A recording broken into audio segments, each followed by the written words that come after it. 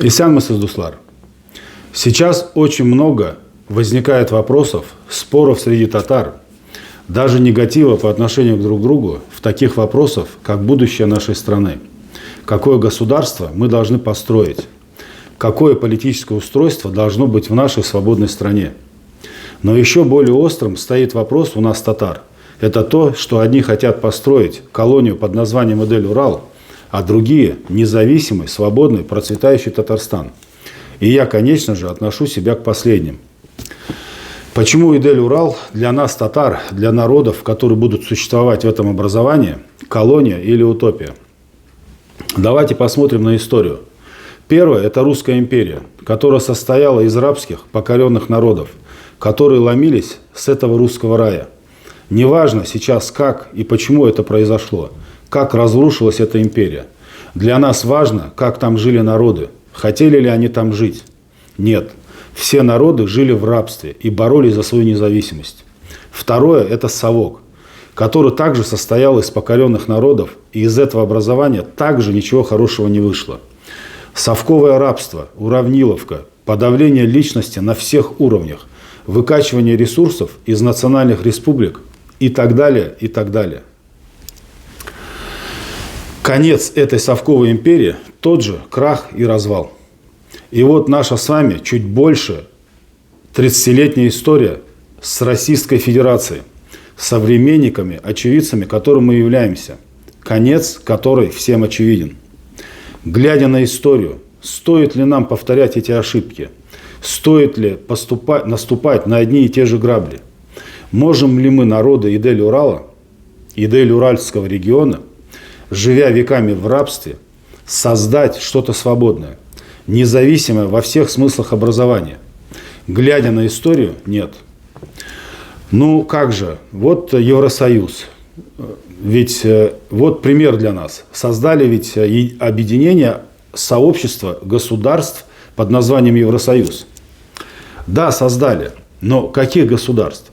Евросоюз создали независимые государства, которые десятками, сотнями лет жили в независимости, со свободной экономикой, жили с вменяемой, сменяющейся властью, с сильным гражданским обществом, с независимыми от властей судами и институтами.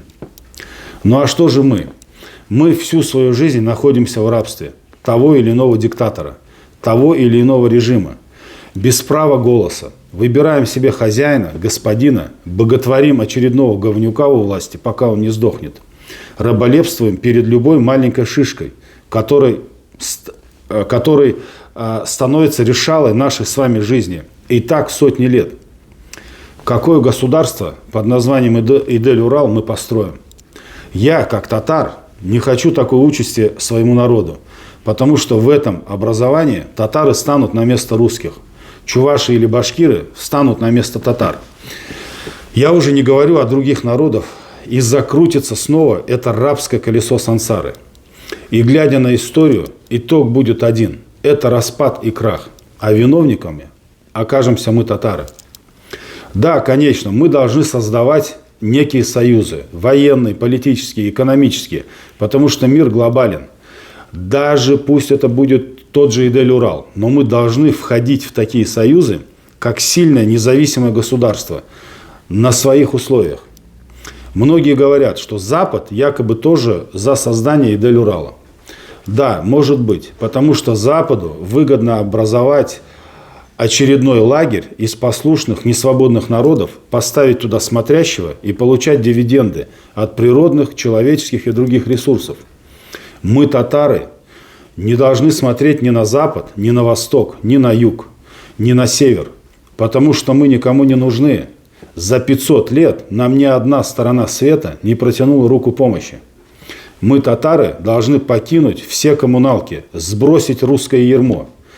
Мы, татары, должны создать свое сильное, независимое, крепкое, демократическое государство, обустроить его изнутри, построить неприступный, надежный забор, создать сильное татарское гражданское общество внутри своего государства, создать сильную, большую татарскую безграничную семью.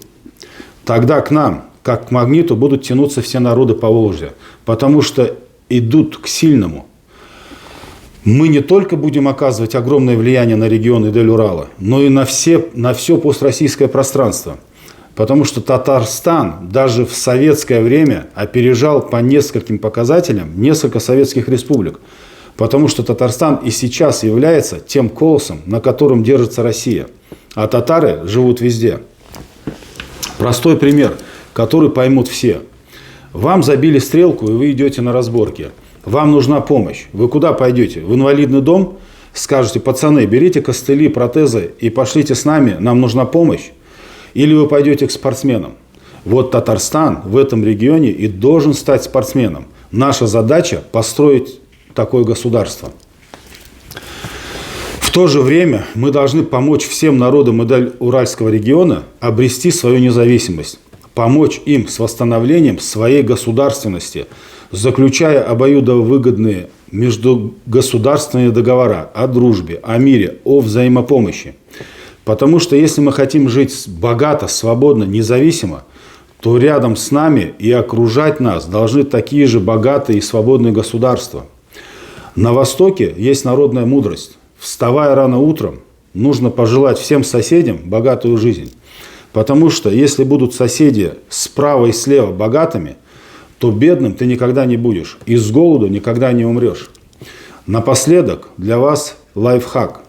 Если вы хотите жить в Идель-Урале, продайте дом, квартиру и купите комнату в коммуналке. Это будет для вас хорошим опытом.